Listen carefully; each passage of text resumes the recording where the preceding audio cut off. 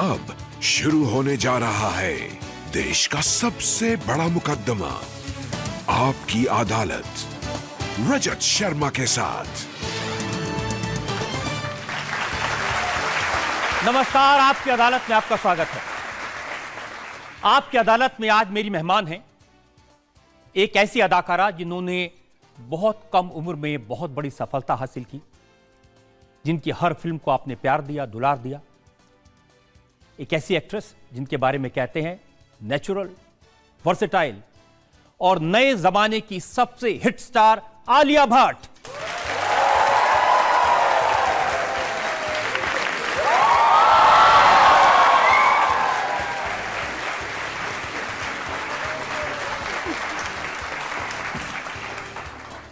और आलिया पर इस मुकदमे की जज हैं जानी मानी पत्रकार शशि सनी।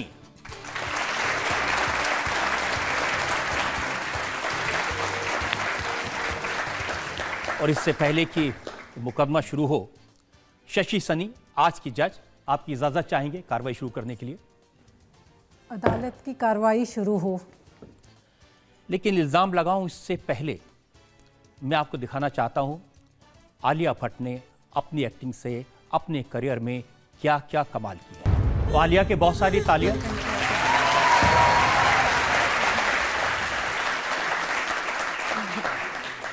आलिया, एक बात मैं आपको और दर्शकों को बताना चाहता हूं, एक कोइंसिडेंस है। आपकी अदालत की उम्र आलिया भट्ट की उम्र से सिर्फ 2 दिन ज्यादा है। जब आपकी अदालत का पहला एपिसोड टेलीकास्ट हुआ था उसके 2 दिन बाद आप पैदा हुई थी और बड़े गर्व की बात है।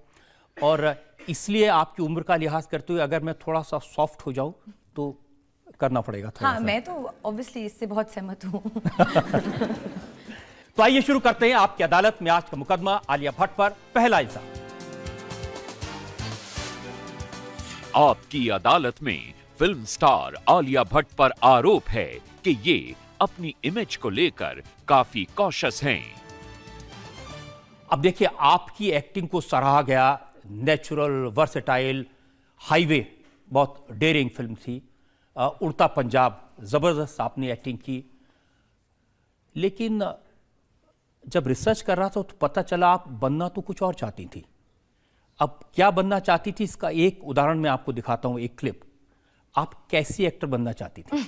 एक्चुअली मैंने जब स्पेशली जब मैंने करिश्मा कपूर और गोविंदा को स्क्रीन पे देखा, टीवी पे देखा, आई थिंक मैं काफी यंग थी। आई डिडंट इवन नो कि एक्टिंग क्या है। मुझे बस इन दोनों, आई जस्ट अंडरस्टूड कि ये दोनों कहीं पे भी डांस कर रहे हैं, गार्डन में, फिर कभी सड़क पे, तो कभी ट्रक पे, खटिया पे, they are just dancing everywhere. तो मेरा जो शौक है वहां से शुरू हुआ कि मुझे ये इस तरह डांस करना है। मुझे ये नहीं पता था कि सीन्स भी करनी है, एक्टिंग करनी, बात भी करना है। ये डांसिंग से शुरू हुआ था शौक, और फिर ऑब्वियसली आगे जाके पता चला कि पूरी पिक्चर करनी पड़ती है। तो मैंने कहा हाँ, मैं वो भी कर लूंगी, इट्स ओके। करिश्मा, गोविंदा, शाहरुख, इनको देखने के लिए स्कूल बंक करके जाती थी? कभी कभी बंक करती थी, पर एक्चुअली संडेज को इतने सारे फिल्म्स आते थे तो मैं बस टीवी के सामने अपने आप को पार्क करती थी और वहाँ पे बैठ के सारी फिल्में देखती थी। पर obviously every youngster goes through that time कि आप किसी फिल्म देखने के लिए बंक करना पड़ता है, क्योंकि इतना टाइम नहीं मिलता है, फिर पढ़ाई भी करनी है, मूवी देखना बहुत काम है। तो इच्छा थी पहली फिल्म करें, कुछ कुछ होता है जैसी? हाँ, मतलब उस टाइप की फिल्म, पर ऑलमोस्ट पूरी हो गई क्योंकि करण जौहर ने डायरेक्ट की थी, तो it is like a dream come true only to be directed by him. तो क्या एक्सपीरियंस था पहली फिल्म का? बहुत नर्वस थी? ऑब्वियसली मैं बहुत नर्वस थी। मैं सिर्फ 17 साल की थी जब ये सब हुआ। जब मैंने शूटिंग शुरू की तो 18 साल की हो गई थी उस टाइम पे। मुझे कुछ नहीं पता था। आई वॉज जस्ट इमिटेटिंग करण। मैं आज भी कहती हूँ कि अगर करण वो सीन्स इनैक्ट करके नहीं देते मुझे, तो मुझे नहीं पता मैं क्या करती। मैं बस इधर से उधर चलती रहती उस फिल्म में। उन्होंने पूरा परफॉर्म करके मुझे दिया। द ओनली मोमेंट वे जब मैं ऐसे मतलब मेरा जो आँख है वो एकदम खुल गया, वो गाने के टाइम पे था। इसी वजह से, क्योंकि मुझे पता है कि गाना जब प्ले होता है तो मैं एकदम खुल जाती हूँ and I feel very like at home. लेकिन वो गाना प्ले हुआ, खुली, उससे पहले आप अपने पापा महेश भट्ट साहब के दफ्तर में जाके बहुत रोई थी, बहुत आंसू बहाए थे? हाँ, एक्चुअली उन्होंने मुझे रुलाया था। मैं वेरी स्वीटली मैंने उन्हें मैसेज किया, पता नहीं क्यों मैंने कभी ऐसे उसके पहले कभी नहीं किया था कि मैं पापा को मैसेज करके बोलूँ कि मेरे अंदर क्या है। यूजुअली मैं काफ़ी सीक्रेटिव हूँ, अंदर ही रखती हूँ सारी बातें को। मैं कहीं जा रही थी और मैंने उन्हें मैसेज किया, पापा I don't know why I am getting very nervous. So he said come to the office. ठीक है, मुझे लगा हम बैठ के गुफ्तगू करेंगे अकेले, नहीं, मैं वहाँ गई। इमरान हाशमी थे वहाँ पे, मेरी बहन थी पूजा, मेरे चाचू थे मुकेश जी, और भी कई लोग थे। 7-8 लोग मिनिमम थे उस टाइम पे, क्योंकि जब मेरे पापा बैठते तो महफिल जैसे बन जाते, सब लोग साथ में ऐसे बैठते और वो बात करते हैं, वो वाला वाइब था एग्जैक्टली। और मैं अंदर गई ऐसे ऐसे, मतलब मैं स्माइल नहीं कर रही थी, मैं थोड़ी सी वैसी थी। And he said Alia's feeling very nervous, come stand in the middle of the room. So I said okay, ये क्या है? तो he made me stand, almost आपकी अदालत जैसा ही माहौल था वहाँ पे। और वहाँ खड़े होके उन्होंने मुझे बोला कि please now you tell us how you are feeling, आपको कैसा लग रहा है। तो पहले मैं बहुत इरिटेट हो गया, पापा ऐसे होते हैं क्या कि मैं जब एकदम स्पॉटलाइट में डाल रही, ठीक है ऐसे okay fine. And I started talking, और बात करते करते मैं रोने लगी। मेरा सबसे बड़ा फियर ये था कि what if I realize that the one thing I wanted to do the most in my life I'm not good at. So I was getting scared to participate because I was thinking कि what if I find out that I'm not good at it, that will be like my worst nightmare. And then I realized the minute I said that this whole process, अभी हम बात कर रहे थे, आपने भी मुझे कहा कि आप ये शो करने से पहले नर्वस होते हैं। ये थोड़ी कहा था सबको बता देना है। नहीं, पर अच्छी बात है क्योंकि नर्वसनेस आपको अच्छा बना देता है, इसलिए टचवुड आपका शो 25 इयर्स से चल रहा है। तो मैं भी हर शॉट देने से पहले, कैमरा के सामने आने से पहले नर्वस होती हूँ, और अगर ये ही ट्रैजेक्टरी है तो इंशाल्लाह मेरी भी करियर 25 इयर्स के लिए चलेगी। उससे भी ज्यादा होगा, उससे भी ज्यादा होगा। जब पहली फिल्म हिट हुई तो भट्ट साहब मुझे बता रहे थे कि उन्होंने आपके पास जाके आपसे ऑटोग्राफ मांगा। जी। वो खुद इतने बड़ी सेलिब्रिटी, इतने बड़े स्टार, इतने बड़े डायरेक्टर, तो क्या लगा आपको? मुझे अच्छा लगा। मैं उन्हें ऑटोग्राफ दे रही हूँ और वो काफ़ी इमोशनल है, ज़्यादा दिखाते नहीं है, पर उन्होंने वो ऑटोग्राफ को लैमिनेट करके सेव किया, और बहुत साल बाद, मतलब कुछ साल बाद मुझे वही ऑटोग्राफ उन्होंने मुझे दे दिया मेरे बर्थडे पर। क्योंकि उसमें आपने लिखा thank you papa for not helping me at all. Correct, thank you papa for not helping me at all, क्योंकि इसका ये मतलब है कि मेरी पहली फिल्म चाहे तो मैं अपने उनके साथ कर सकती थी और वो मेरी काफ़ी मदद कर सकते थे, पर even my mother for that matter, they really let me be. उन्होंने आई थिंक ये डिसाइड किया था that I should take my own decisions, I should fall and I should get up also by myself, and they will be there to support me. But the only way I can be Alia Bhatt and not Mahesh Bhatt's daughter Alia Bhatt is if I did it by myself. तो उसी वजह से ज़्यादातर parents ये समझते कि उनको साथ में ही रहना चाहिए। I feel कि ऑपोजिट होना चाहिए कि आप you should let your kids be, let them fly and just support them whenever they fall. तो सब लोग आपको पूछते होंगे कि इतने बड़े डायरेक्टर, उन्होंने आपके लिए फिल्म क्यों नहीं की, क्यों नहीं ब्रेक दिया उन्होंने? हाँ, अभी भी पूछते कि आप भट्ट साहब के साथ कब काम करेगी, कब काम करेगा। ऐसे अरे बाबा रुको, अच्छी चीजें के लिए टाइम लगता है। भट्ट साहब आपको कितना प्यार करते हैं, और इसके लिए एक सीक्रेट मेरे पास में है, एक मैसेज है, वो आपको सुनवाते हैं। ये मैसेज वो है जो उन्होंने अब से थोड़ी देर पहले रिकॉर्ड करके भेजा है आलिया भट्ट के लिए। आलिया एक चमत्कार है। अब देखिए ना रजत जी, आपकी अदालत तक पहुंचने में मुझे 50 साल लग गए और आलिया 25 साल में पहुंच गई। अब ये चमत्कार से कुछ कम है कि इतनी छोटी उम्र में उसने इतना कुछ हासिल कर लिया। लोग कहते हैं और सही कहते हैं कि ब्रांड महेश भट्ट जो कब्रिस्तान तक पहुंच ही गया था, उसे इसने दोबारा एक जन्म दिया है, और मेरा ये सौभाग्य है कि मेरी औलाद ने ये किया है। क्योंकि जब आपकी औलाद आपके आगे निकल जाती है तो आपको अंदाज़ा ही नहीं है कि आपके दिल में कितनी खुशी का एहसास आपको घेरता है।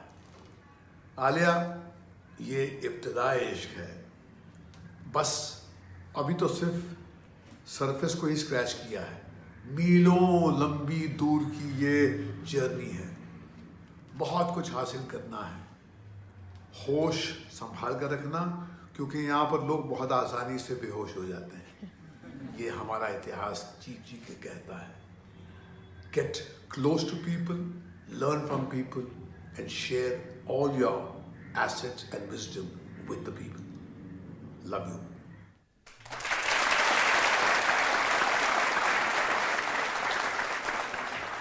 इससे अच्छा मैसेज तो कोई नहीं दे सकता, कोई फादर अपनी बेटी के लिए दे सकता। आप भी कुछ कहना चाहती हैं भट्ट साहब को? आपकी आंख में आंसू हैं, मैं देख रहा हूँ।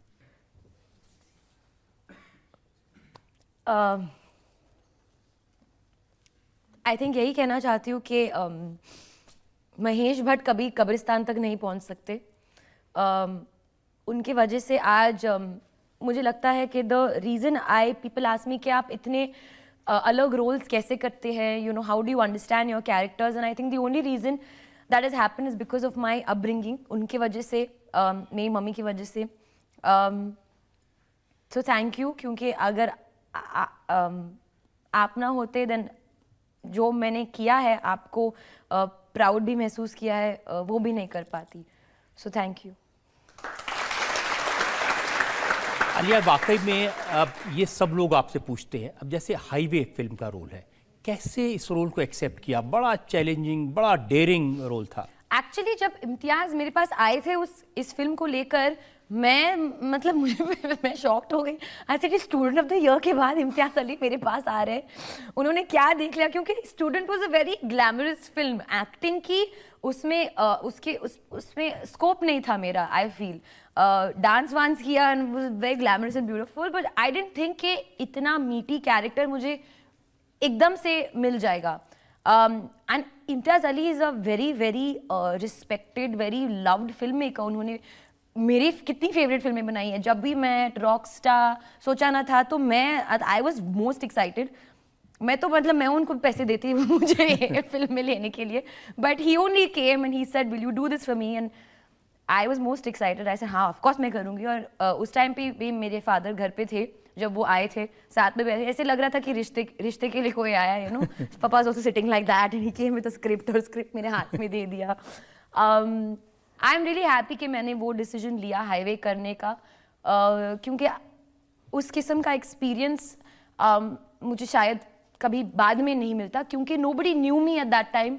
मैं उस तरह हाईवे पे ऐसे फैल सकती थी। उसने एज एन एक्टर आपको एस्टेब्लिश कर दिया। जी, आई फील लाइक एस्टैब्लिश नहीं कहूँगी, बट एक सेटिंग बेस दे दिया मुझे। और उड़ता पंजाब, ये भी बहुत कंट्रोवर्शियल फिल्म थी। ऑनेस्टली मेरे साथ उस तरह का कंट्रोवर्सी, मेरी फिल्म के साथ उस तरह का कंट्रोवर्सी कभी हुआ नहीं था, तो मैं काफ़ी कंफ्यूज हो गई, क्योंकि स्पेशली जिस तरह की वो सब्जेक्ट थी, मुझे लगा कि लोगों को फॉर एन एजुकेशन पर्पस उनको फिल्म देखनी चाहिए। तो जब यू नो सेंसर बोर्ड की तरफ से रिस्ट्रिक्शंस आने लग गए, I was very hurt, I was very upset, क्योंकि मैं काफ़ी अटैच्ड हूँ अपने फिल्म्स को लेकर। मैं बहुत ही सेंसिटिव हो जाती हूँ, बहुत ही डिफेंसिव हो जाती हूँ, एंड स्पेशली क्योंकि ये एक सिचुएशन है जो सोशल सिचुएशन है, जिसकी जानकारी हमारी कंट्री को होनी चाहिए, लोगों को होनी चाहिए। Then of course you know हमारे जो ऑनरेबल कोर्ट है, उन्होंने आके सब मामला हमारे लिए सेट कर दिया, and we were very happy. Film release हो गई, और फिर फिल्म रिलीज से उससे पहले एक और प्रॉब्लम आ गई कि वो लीक हो गई ऑनलाइन। उस दिन I couldn't control it, I just broke down जब मुझे पता चला कि अभी ये खत्म होने के बाद फिल्म लीक हो गई। ऐसे ये कैसे हो गया? हम लोग कहीं और देख रहे थे और यहाँ कुछ और ही हो गया। That's one of the biggest problems I feel industry को लेकर। पायरेसी हमारी कंट्री में काफ़ी हाई है, तो मैं हमेशा कहती हूँ कि please please please pirated films देखना बंद कीजिए, क्योंकि बहुत ही मेहनत से फिल्म बनती है, और फिर जब ऐसा होता है तो you know it's really heart breaking. I hope आगे जाके ऐसा ना हो। कानून तो हैं, लेकिन उनका पालन नहीं होता है, कोशिश करेंगे। ये जो हाईवे, उड़ता पंजाब, ये तो एकदम सीरियस किस्म की फिल्में थी। फिर शाहरुख खान के साथ, जी तो वो बिल्कुल अलग तरह का किरदार, अलग तरह का कैरेक्टर था, तो शाहरुख के साथ काम करने में मजा आया होगा। बहुत मजा आया। जैसे कि आपने पहले भी कहा मैं उनकी बहुत ही बड़ी फैन थी पहले से ही, और उनसे मिलने के बाद तो और भी बड़ी फैन बन गई हूँ। Because I mean I am sure आप सब जानते हैं he is the most charming and the most loving person. वो इतना प्यार, आपको इतना प्यार, इतना रिस्पेक्ट देते हैं। मुझे लगा कि वो शाहरुख खान नहीं, मैं शाहरुख खान हूँ। जैसे वो मुझे ट्रीट कर रहे थे, and not just me, everybody set पे भी, you know, all the assistant directors, technician, सबके साथ वो इतने मिलजुल कर रहते। और फिल्म करने के समय मैंने उनसे बहुत बड़ी सीख सीखी, एंड दैट इज़ वो कभी अपने स्टारडम का जो बोझ है, जो हम बोझ कहते हैं क्योंकि काफ़ी भारी होता है स्टारडम कैरी करना, वो कभी अपने कंधे पर नहीं लेते। And he doesn't bring the baggage of being Shahrukh Khan. जब वो एक कमरे के अंदर आते हैं, हाँ सारा अटेंशन वहाँ जाता है, पर वो उस तरह का एटीट्यूड नहीं देते हैं। He is the most down to earth, इतने लविंग है, and I have learned a lot from him as a human being and of course as an actor. एक ब्रेक के रुकते हैं, और ब्रेक के बाद आलिया भट्ट पर इल्जामात और सवाल आपसे पूछा गया एकता में शक्ति होती है, इसका क्या मतलब है? तो आपने कहा कि एकता कपूर शक्ति कपूर की बेटी है। नहीं, मेरा फेवरेट जोक मैं बताती हूँ। दुकान पे जाती हूँ और मैं बोलती हूँ कि भैया इंडियन फ्लैग दिखाना प्लीज, और वो आके दे देते मुझे ऐसे, अच्छा ठीक है, इसमें ऑल कलर्स है। Welcome back. आपकी अदालत में आज हमारी मेहमान हैं नए जमाने की सबसे सफल अदाकारा आलिया भट्ट। आपकी अदालत में अगला इल्जाम। आपकी अदालत में फिल्म स्टार आलिया भट्ट पर आरोप है कि ये कंट्रोवर्सी क्वीन हैं। आलिया, 2 साल पहले आपको याद होगा शाहरुख खान ने मुझे कहा था कि आप आलिया भट्ट को बुलाइए आपकी अदालत में। तो मैंने कहा था ये छोटी सी भोली भाली है, तो उन्होंने कहा ये भोली भाली नहीं है, ये बम की गोली है। और मैंने उन्हें कहा था कि इसकी तो कोई कंट्रोवर्सी नहीं। उन्होंने कहा नहीं, ये बड़ी बड़ी कंट्रोवर्सीज हैं, और ये जहां जाती है कोई कंट्रोवर्सी इसके पीछे आ जाती है। तो आप क्रिएट करती हैं? नहीं, मैं क्यों क्रिएट करूंगी? मैंने तो ये सुना कि बड़े लोगों को, बड़े फिल्म स्टार्स को इस बात की शौक रहता है कि उनका नाम हर जगह आए, चर्चा में बना रहे। तो आलिया भट्ट ने बड़ी स्मार्टनेस से, बड़ी चतुराई से अपने आप को इंटरव्यू में डफर कह दिया, और हर जगह आलिया भट्ट की चर्चा हो गई। कितना स्मार्ट तरीका था? तरीका यही था क्योंकि कुछ डफर जैसे बातें मैंने की एक टाइम, और उसकी वजह से काफ़ी ऐसे जोक्स आने लग गए, और लोग मुझे कहने लगे उसको पता नहीं है, पता नहीं है। तो मेरा ये मानना है कि ना पता होना बुरी बात नहीं होती है। तो अगर मैं ही पहले कह दूँ भैया मुझे नहीं पता है, प्लीज़ मुझे माफ़ कर दो, तो फिर लोग मुझे छोड़ देंगे, और मुझे कोई क्वेश्चन का जवाब ही नहीं देना पड़ेगा। Very simple. रजनीकांत पर जोक बनते बनते 50 साल लग गए, और ये 5 महीने में आलिया भट्ट पूरी दुनिया में चर्चा में आ गई। नहीं, कोई डफर जैसा बिहेव नहीं करना चाहता। वो मैंने प्लान नहीं किया था, हो गया। होने के बाद क्या हुआ ये मुझे पता नहीं था कि ऐसे होगा, पर जैसे भी हुआ ठीक है। मैं भी ये भी कहती हूँ कि लिसन, मुझे इन जोक से कोई प्रॉब्लम नहीं है, क्योंकि उसकी वजह से मेरी पॉपुलैरिटी बढ़ गई है। सिंगापुर में मुझे लोग जानते हैं, जब मैं सिक्योरिटी चेक के लिए जाती हूँ, मैम आपको जानते हैं, पहचानते हैं। मुझे लगा फिल्म की वजह से। अच्छा नहीं, आपके जोक्स बहुत पड़े हैं। तो अगर जोक्स की वजह से लोग मुझे सिंगापुर में पहचान रहे तो आई हैव नो इशू, पर मैंने खुद क्रिएट नहीं किया है। देखिए, दूसरे फिल्म स्टार्स जो आपके जोक्स पर हंसते हैं, आप उनके बैंक बैलेंस पर, उनकी पॉपुलैरिटी पर हंसती हैं? नहीं, वो भी नहीं करती। हाँ, वो भी नहीं करती। मैं खुद पे हंसती हूँ, और अगर कोई जोक स्टूपिड है और मुझे नहीं हंसना है तो मैं नहीं हंसूंगी, पर ये मेरी वजह से नहीं है। मैं आपका जोक खराब है, मेरी कोई गलती नहीं है। कौन सा जोक इंटरेस्टिंग है? जैसे अब एक मैंने पढ़ा कि एक आपसे पूछा गया एकता में शक्ति होती है, इसका क्या मतलब है? तो आपने कहा कि एकता कपूर शक्ति कपूर की बेटी है। पर ये सही है। It's a very smart answer अगर मैंने ये दिया है कहीं। नहीं, मेरा फेवरेट जोक मैं बताती हूँ कि मैं एक शॉप पे जाती हूँ, दुकान पे जाती हूँ, और मैं बोलती हूँ कि भैया इंडियन फ्लैग दिखाना प्लीज, और वो आके दे देते मुझे ऐसे, अच्छा ठीक है इसमें ऑल कलर्स है। मेरा फेवरेट एक किसने बताया साइंटिस्ट आर्यभट्ट के बारे में पूछा तो बच्चे ने क्लास में बताया आलिया भट्ट, तो उसने कहा कि आलिया भट्ट, तो उसने कहा नहीं वो तोतला है इसलिए आर्यभट्ट को आलिया भट्ट कह रहा है। तो ऐसे जितने जोक्स बने, जितने बनते गए, उतना आपको फायदा होता गया, उतना आपका मेरे ख्याल से ख्याल से नहीं प्राइस बढ़ता गया। वो किसी और की वजह से भी कुछ और वजह से भी हो सकता है, पर हाँ बढ़ता गया। अब देखिए सैफई में वो महोत्सव में गए, डांस किया सलमान खान के साथ अपने स्टेज पर, तो वो कंट्रोवर्सी खड़ी हो गई कि एक तरफ तो गरीब लोग हैं, दंगे में हैं, उनके पास रात में रहने के लिए शेल्टर नहीं है, आप यहाँ नाच गाना कर रहे हैं। तो आपने कहा मुझे पता ही नहीं था दंगा हुआ। मुझे उस टाइम पे कुछ पता नहीं था। मुझे याद है मेरे पापा गए थे शो पे और वो आई थिंक इंडस्ट्री की तरफ से बात कर रहे थे, you know, because of the situation. हाँ, उनको काफ़ी दुख हुआ, लेकिन सलमान ने आपका सपोर्ट किया। सलमान ने कहा था इतना अच्छा परफॉर्म किया स्टेज पर आलिया ने, इतनी अच्छी वो परफॉर्मर, इतनी अच्छी एक्ट्रेस है, उसके बारे में ऐसी बातें करने की क्या जरूरत। हाँ, क्योंकि मुझे खराब लगा था कि इतना, क्योंकि वो पहली बार हुआ था कि इतना बड़ा डिबेट हुआ था। एंड आई डिडंट अंडरस्टैंड, मैं काफ़ी नई थी तो आई डिडंट अंडरस्टैंड कि हर एक्शन का एक रिस्पॉन्सिबिलिटी और एक रिएक्शन होता है, और हमें एक मतलब you have to be well aware with the situation in your country जब भी आप कहीं जा रहे हो।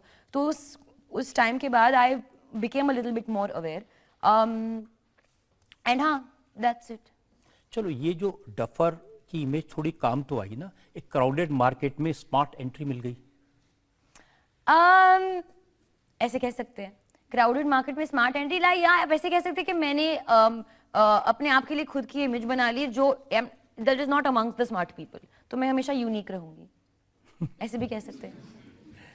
देखिए, सच तो यह है कि आलिया भट्ट एक बहुत बड़ी ब्रांड बन गई, सबको बना लिया, पैसा कमा लिया, पा लिया और तालियां।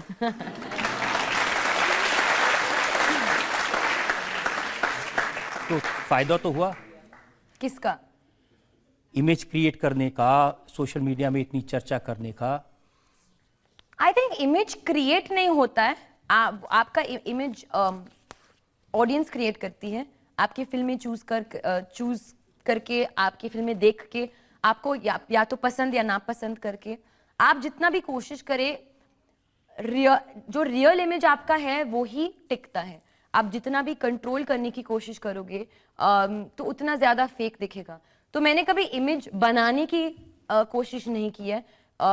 मेरा बस ये कहना है कि जब भी मैं एक्टिंग तब भी कर रही हूँ जब मैं कैमरे के सामने होती हूँ, फिल्म कैमरे के सामने होती हूँ। Of camera I believe that I should be my self, और वही अगर मेरी इमेज बन जाए तो बेहतर है। जिस जनता ने आपकी इमेज बनाई, उस जनता से हम पूछते हैं इनके मन में कोई सवाल है? आलिया, मैं आपसे ये पूछना चाहती हूँ that you have a very soft, vulnerable and a child like face, but to be doing a film like Raazi, जो बहुत ही एक इंटेंस फिल्म है, so what made you prepare for the role? मतलब आप इतना इंटेंस रोल कैसे play करती हैं? जो इंटेंसिटी होती है वो अंदर से आती है, ना कि चेहरे से आती है। द रीज़न इनफैक्ट मेघना जी को लगा कि मैं इस पार्ट के लिए फिट होंगी was because of my soft face or my childlike features, क्योंकि the fact that she's such a young girl but she's doing such big things was the contrast that we wanted for the film. Intensity का मतलब ये नहीं है, intensity का मतलब अंदर से फील करना है, और उस सिचुएशन पे कैसे रिएक्ट करते हैं वो सिर्फ फीलिंग से आती है। तो प्रेपरेशंस तो जैसे कि मैंने कहा कि जोंगा किया, वो किया, ये किया, but at the end of the day कैमरे के सामने जितना भी आप प्रिपेयर करके आओगे, फीलिंग के बगैर परफॉर्मेंस नहीं होती। What important thing in a person which impresses you? I think exactly what I just said, the ability to be real. There are very few people who are able to expose their vulnerable side, their fearful side, their sensitive side. Most people like to be, not most people I would say, but some people like to be overconfident and out there. I don't like overconfidence. I like the softness in people, and that's what I get attracted to the most. Real, normal, happy, but also sometimes sad people. Thank you, ma'am. Thank you.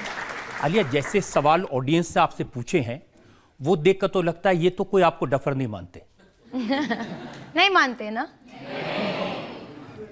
एक मुझे किसी viewer ने सवाल भेजा है जो social media पर, अगर आलिया भट्ट आएंगी आप उनसे पूछना कि उनका नाम आलू किसने रखा। मैं बचपन में आलू ही थी, मैं काफ़ी आलू गोल मटोल जैसी थी। जब मैं पैदा हुई थी तो लोग मुझे लड़का समझते थे। मेरी मम्मी को मेरे सिर पे बो डालना पड़ा क्योंकि वो हमेशा नाराज़ हो जाती थी कि सब what a cute little boy कहते थे, शी इज़ अ गर्ल। तो आलिया का आलू बन गया क्योंकि मैं काफ़ी राउंड और गोल मटोल थी, और बाय डिफ़ॉल्ट आलू मेरा फेवरेट डिश है, आलू फ्राई। अब भी आलू फ्राई खाती हैं? कभी कभी पापा के बर्थडे पर खाते हैं, वो एक्चुअली उनकी मम्मी का रेसिपी है। पर मैं आलू खाती हूँ, आलू अच्छा होता है सेहत के लिए। हाँ एक्चुअली अच्छा होता है। नहीं, अब लोग तो जानना चाहे ना कि आलू से आलिया कैसे बनी, क्या किया? काफ़ी कुछ किया काफ़ी और चीज़ें गिव अप करनी पड़ी, पर ऑनेस्टली मैं खाती हूँ, अच्छे से खाती हूँ। मैं एक ट्रू इंडियन हूँ, देसी। मुझे ये सैलेड वैलेड नहीं जमता है, मुझे दाल चावल चाहिए, सब्जी चाहिए, और रोटी के मैं रागी रोटी खाती हूँ, जवार रोटी। मेरे ऑप्शंस बदल गए। शुगर बिल्कुल टच नहीं करती हूँ, शुगर काफ़ी हानिकारक है। और हाँ, मैं कभी कभी डिजर्ट मूंग दाल हलवा खा लेती हूँ। Everything in moderation is good, और मैं वर्कआउट बहुत करती हूँ।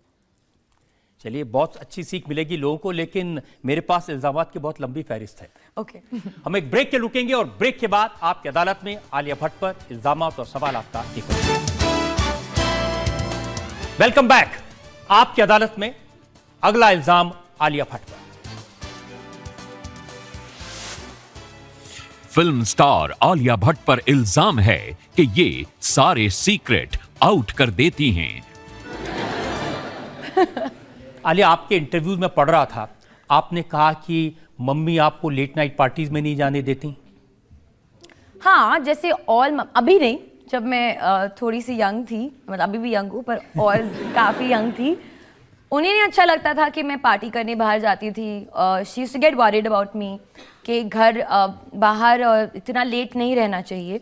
और वो ऑब्वियसली जाहिर सी बात है, I am a young girl, और उनको वो चाहती थी कि मैं डिसिप्लिन रहूं, अच्छी तरह से जल्दी सो जाऊं और पार्टी वार्टी ना करूं। और ये भी आपने लिखा कि पापा महेश भट्ट हर लड़के पर नजर रखते थे। लड़के पर नजर? जो आपको मिलने आता था उस पर?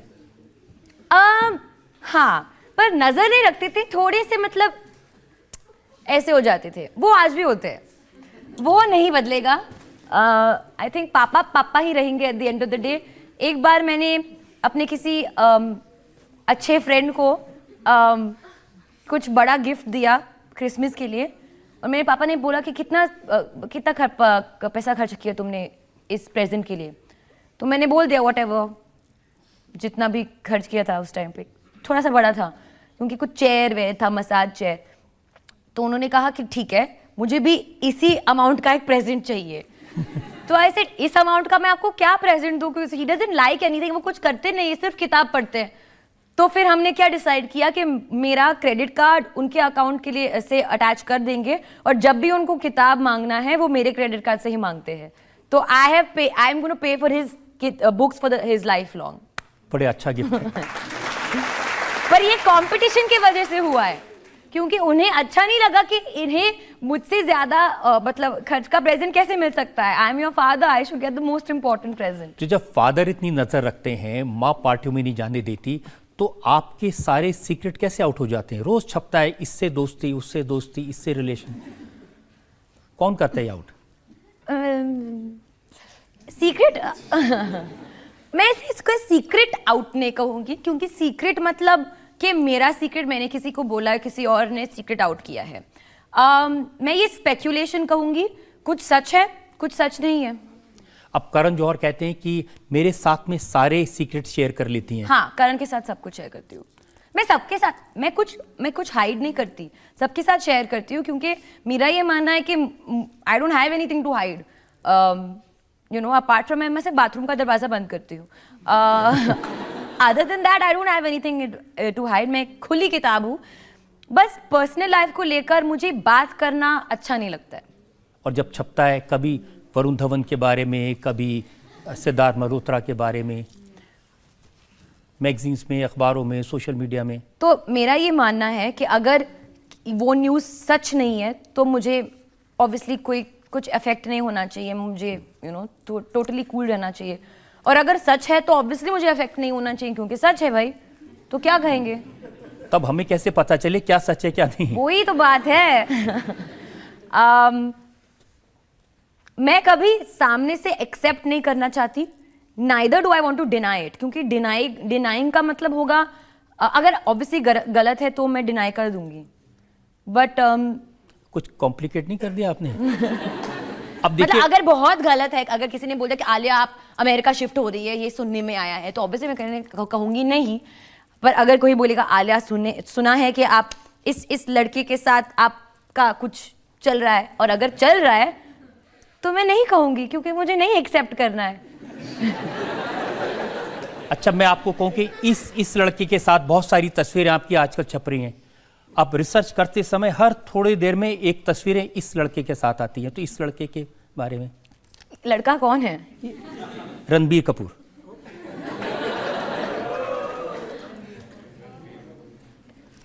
जैसे कि मैंने कहा, मैं कुछ एक्सेप्ट या डिनाई नहीं करना चाहती।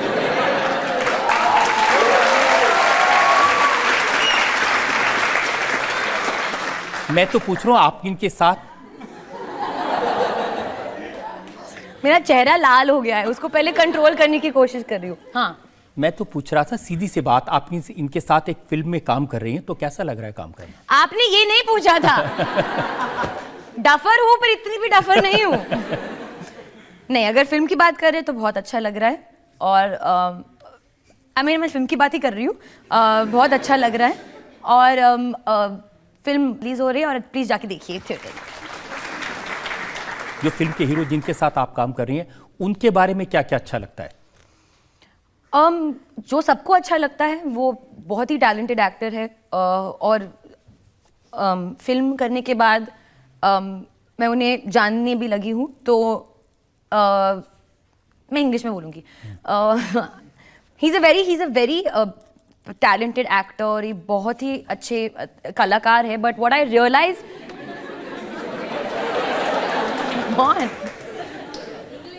English, sorry.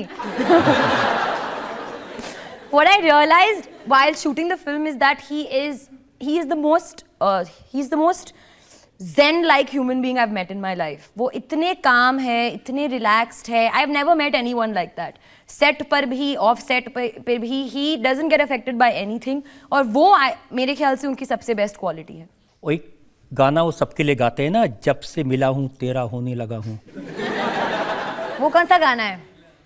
फ्रॉम अजब। हाँ, हाँ, तेरा, हाँ करेक्ट। हाँ। ये क्या कुछ तो गाइए डबल थोड़ा मीनिंग सा। था उसमें? हाँ, वही मैं पूछ रहा हूँ। हाँ, नहीं मेरे लिए नहीं गाया वो गाना, वो गाते नहीं है ज्यादा।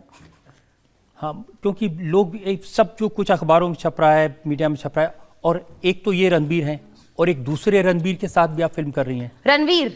रणवीर सिंह जी, उनके साथ कुछ नहीं छपा है मेरा।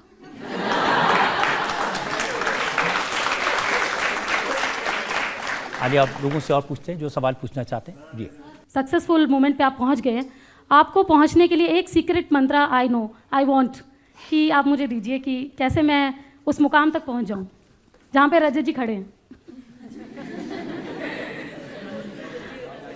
ऑनेस्टली ये क्लीशेड आंसर नहीं है, पर मुझे कुछ सीक्रेट मंत्रा नहीं पता है, और मैं ये भी नहीं कह रही हूँ कि मैं एकदम सक्सेसफुल मुकाम पे पहुँच गई हूँ। मेरा ये मानना है कि मैंने अभी बस शुरुआत की है।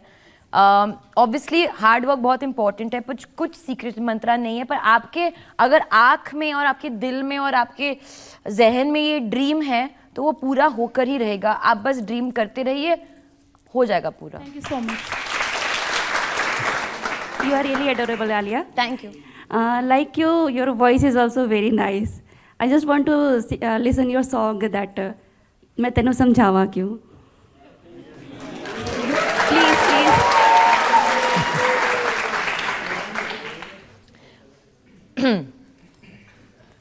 मैं तेनू समझावा कि ना तेरे बिना लगदा जी, तू की जाने प्यार मेरा मैं करा इंतजार हार तेरा, तू दिल तू यूं जान मेरी, जान मेरी।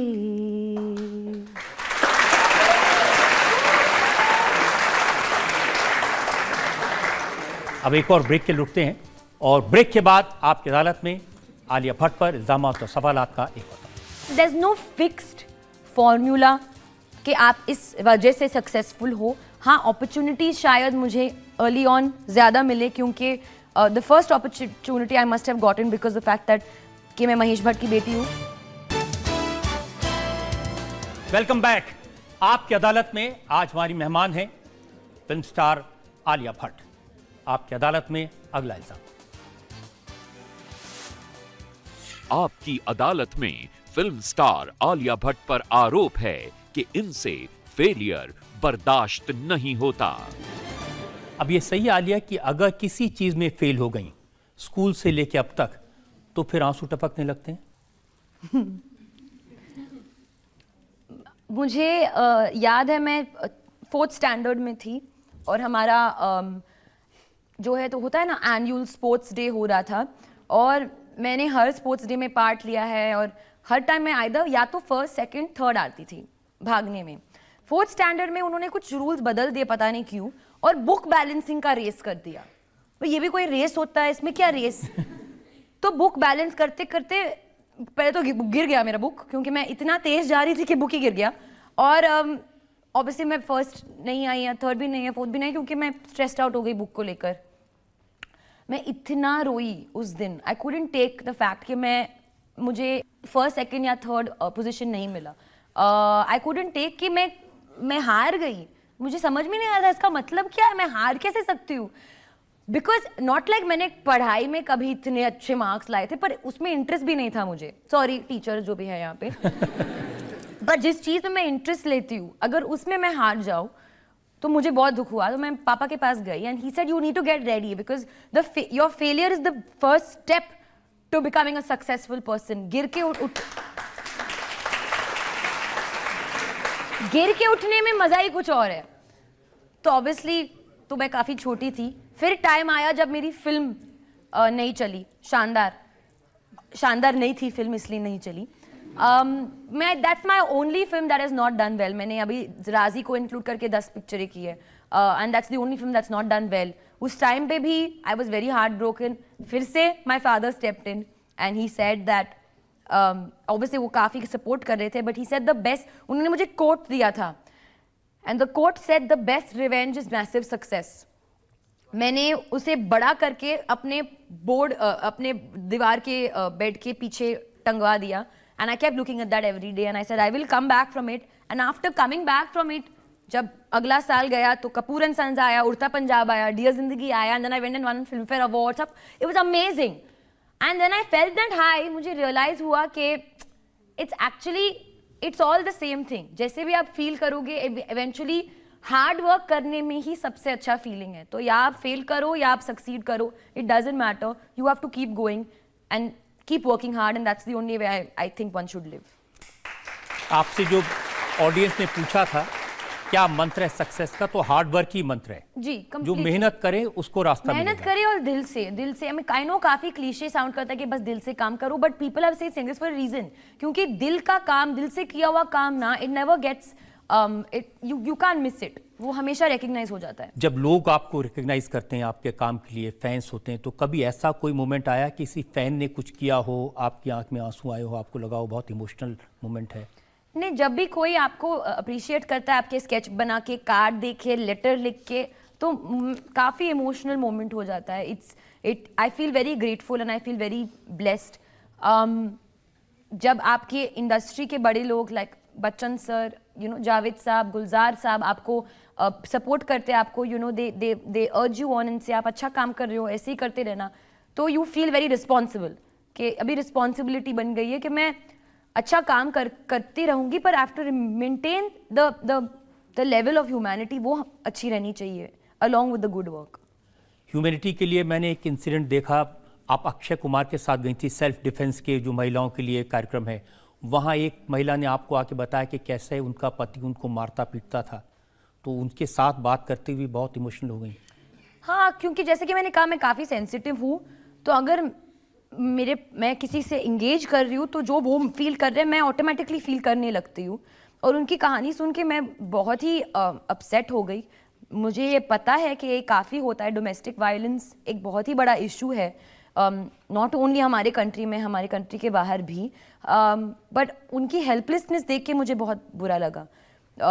ऐसे कभी किसी औरत को ऐसे पोजीशन में नहीं रहना चाहिए, क्योंकि to be hit by someone, वो आपका पहला ही, अगर आपके पिता ने आपके कभी हाथ नहीं उठाया है तो कोई आप पे हाथ नहीं उठा सकता, ये एक रूल है। और मेरे पिता ने कभी मुझ पे हाथ नहीं उठाया, तो मैं ही मानती हूँ कि हाथ उठाना इज़ नॉट राइट। हमारे हिस्ट्री में नॉन वायलेंस का बहुत ही बड़ा चैप्टर है और हमने पढ़ा है वो गांधी जी के ऊपर। देयर इज अ रीजन, वो हमारी कंट्री की सभ्यता है, that's the basis of our culture.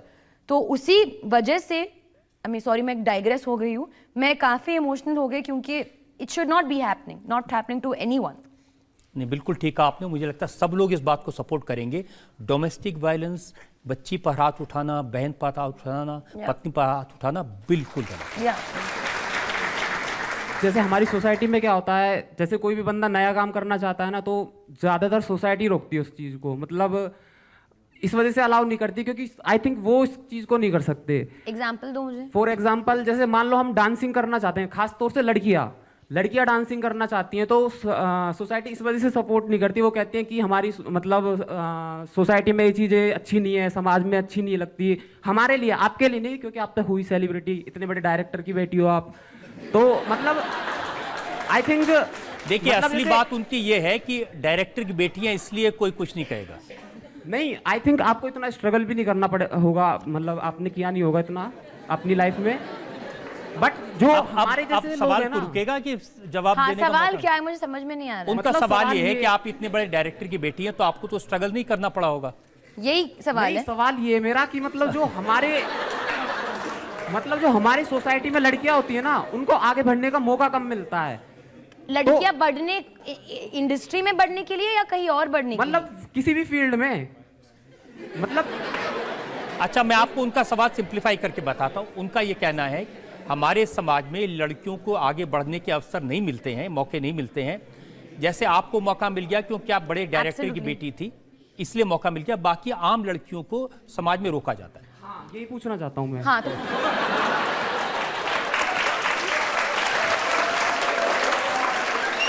Question ये है आपका, if I am not mistaken, कि ऐसा क्यों होता है या ऐसा नहीं होना चाहिए? आप मेरी राय जानना चाहते हो? ऑब्वियसली गलत है, नहीं होना चाहिए ऐसे। आई डोंट नो डायरेक्टर की बेटी या क्यों, पर मेरे फैमिली में मेरी अपब्रिंगिंग ऐसे हुई है। अगर मैं एस्ट्रोनॉट भी बनना चाहती तो वो मुझे सपोर्ट करते, क्योंकि at the end of the day आपको आपकी ड्रीम्स जीने के लिए किसी की इजाज़त नहीं लेनी पड़ेगी, नहीं लेनी चाहिए। And that's the one thing I keep saying. जब भी मुझसे कहा जाता है कि आप कोई मैसेज दो, एंड आई ऑलवेज से कि गर्ल्स, आपको अपने ड्रीम्स के लिए भी लड़ना पड़ेगा। You can not give up and से कि ठीक है मम्मी ने कहा ऐसे कर दो, मम्मी की बात सुनूंगी। ऑब्वियसली मम्मी की और बातें सुनो, but if you really want to do something, you have to go out there and chase your dreams. आप घर पे बैठे बैठे नहीं कह सकते कि मुझे ये बनना है, कुछ करना पड़ता है ना उसके लिए। And obviously sometimes I realise कि आपको रोका जाता है, and that's when you come out and you speak about it and you say कि नहीं मुझे नहीं करना, and you have to fight for it. अच्छी बात नहीं है। Girls should be able to do what they want, whether they want to dance, sing, whether they want to run, whatever they want they should be able to do, and I totally agree with you। अगर आपका ये question है तो हम आगे बढ़ सकते हैं। असल में ज़्यादातर तो लोग ये पूछना चाहते हैं, और लड़कियां ख़ास तौर से, हम भी आलिया भट्ट बनना चाहती हैं, हम भी आलिया जैसी सक्सेसफुल बनना चाहती हैं। आई डोंट थिंक किसी को आलिया बनने की कोशिश करनी चाहिए, because they should have their own identity own and their own personality. और उनसे एक्चुअली अगर the want should be to be better than anybody that you look up to. That's what I said. There's no fixed formula कि आप इस वजह से successful हो। हाँ, अपॉर्चुनिटीज शायद मुझे अर्ली ऑन ज़्यादा मिले, क्योंकि the first opportunity I must have gotten because the fact that कि मैं महेश भट्ट की बेटी हूँ, लोग मुझे जानते हैं। But after that only I can take myself forward. जो मैंने 13 फिल्में किए हैं, जो डायरेक्टर्स मेरे पास आए हैं, कोई पागल ही होगा अगर इसमें मुझ में कोई बात ना होती to come to the same person again and again. So as I said, hard work is the most important thing. और हमारी इंडस्ट्री में वो जो कहते हैं ना एक्स फैक्टर, जो मुझे भी अभी तक समझ में नहीं आया है, वो भी एक बहुत ही बड़ा फैक्टर है. वो क्या है हम जानते नहीं है, बस है एक फैक्टर. कभी पता चल जाएगा. नहीं पता चलेगा. We have seen you from Shania to Udta Punjab, and it is a very diverse role. So did that change you as a person also in your personal life? Did you grow as well in your personal Every life? character has changed me in some way or the other. But at the end of the day, I try not to get too affected by my work. I believe that the best way to be is to know that work, you be serious about your work, but don't take yourself too seriously. आपका जो काम है आपकी जिंदगी का हिस्सा है, आपका जिंदगी नहीं बन सकता है, because then you sort of lose that touch with your friends, your family. तो घर पे जाके मैं आलिया भट्ट नहीं हूँ, मैं सिर्फ आलू हूँ. You are still that bubbly Alia. I am always bubbly. मैं कभी bubbly भी नहीं होती हूँ, पर मैं आलू जरूर हूँ. तो कोई ऐसे एक्टर्स हैं आपके ड्रीम है कि आपने शाहरुख के साथ काम किया है, अब रणवीर और रणबीर के साथ काम किया है, कोई और स्टार हैं जिनके साथ? मैं I mean the list goes on and on and on. मैं सबके साथ काम करना चाहती हूँ, सारे डायरेक्टर्स के साथ काम करना चाहती हूँ. But I really want to work with Mr. Bachchan, और वो पूरा हो रहा है. अभी हम ब्रह्मास्त्र में साथ काम करने वाले हैं, जो आयान मुखर्जी डायरेक्ट कर रहे हैं, जिसमें रणबीर भी है, उसमें बच्चन सर भी है, और आई एम जस्ट वेटिंग उनके साथ काम करने के लिए. और ये भी कहीं मैंने पढ़ा कि आमिर खान ने आपको ऑफर किया था ठग्स ऑफ हिंदुस्तान में, आपने इनकार कर दिया.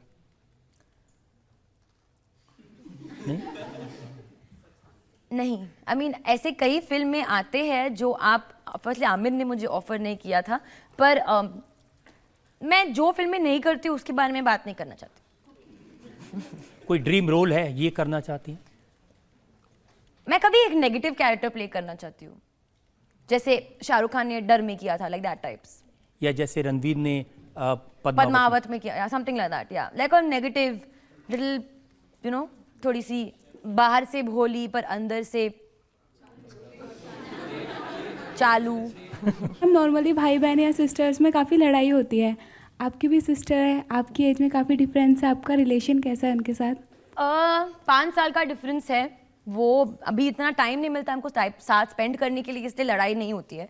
जब मैं छोटी थी तो हम काफ़ी लड़ते थे, बात भी नहीं करते थे एक दूसरे से. पर अभी वो शी इज़ लाइक, वो मेरे जिगर का टुकड़ा है. She is the most important person to me. जब भी मैं इरिटेटेड होती हूँ, स्ट्रेस्ड आउट होती हूँ, मैं उसके साथ 5 मिनट बिताती हूँ और मेरा मूड एकदम ठीक हो जाता है. वो आई थिंक मेरे ख्याल से दुनिया की सबसे अच्छी सोल है, एंजल जैसे है. तो समझ में आ गया होगा कैसा रिलेशनशिप है. बहुत ही अच्छा रिलेशनशिप है. आलिया, हमने आपसे हर तरह के सवाल पूछे, परिवार के, फिल्म के, करियर के, इंटेलिजेंस के सवाल. आपने अच्छी तरह से जवाब दिए हैं, बड़ी खुल के, बड़ी बेबाकी से जवाब दिए हैं. हम एक ब्रेक के रुकेंगे और ब्रेक के बाद सुनेंगे आपकी अदालत में आज की जज सनी का फैसला आलिया के मुकदमे. Welcome back. आज हमने मुकदमा चलाया नई जमाने की सबसे लोकप्रिय स्टार आलिया भट्ट पर. हमने आलिया से पूछा उनकी फिल्मों के बारे में, उनके फैमिली के बारे में, उनके काम के बारे में, उनके पैशन के बारे में, उनके आंसुओं के बारे में, उनकी खुशी के बारे में. अब वक्त है आपकी अदालत में आज की जज शशि सनी के फैसले का. आलिया, आपके आंसर्स बहुत इंटरेस्टिंग थे, बहुत मैच्योर थे और बहुत ऑनेस्ट भी लगे. एंड बहुत छोटी उम्र में आपने बड़ा नाम कमाया है. आप बड़े टैलेंटेड फैमिली से हैं, इसीलिए आपकी रिस्पॉन्सिबिलिटी और भी बढ़ जाती है और आपको और अच्छा काम करना है और आपको प्रूव करना है कि आप नॉट ओनली अच्छा काम करें, नेशनल इंटरनेशनल अवार्ड्स जीतें एंड अपने फैंस को खुश करें. और एक बात और, आपने कहा था कि आप डोमेस्टिक वायलेंस के अगेंस्ट हैं. अगर आप अपना आवाज़ इस चीज़ के लिए और लेंड कर सकें against women, violence against women, violence against domestic at home, तो that will be very nice. And all the best for your next film. We look forward to it. Thank you.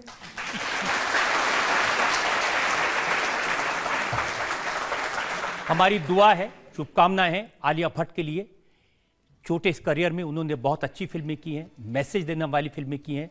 उनका commitment है कुछ ऐसे issues के साथ जो देश के महिलाओं के साथ जुड़े हैं। वो इसी तरह इसी कमिटमेंट से काम करते रहें, एंटरटेन करते रहें और लोग उनको अपना प्यार देते रहें, दुलार देते रहें। इन शुभकामनाओं के साथ आज का शो यहीं ख़त्म करते हैं। अगले हफ्ते आपसे मुलाकात होगी एक नई शख्सियत के साथ। तब तक के लिए नमस्कार।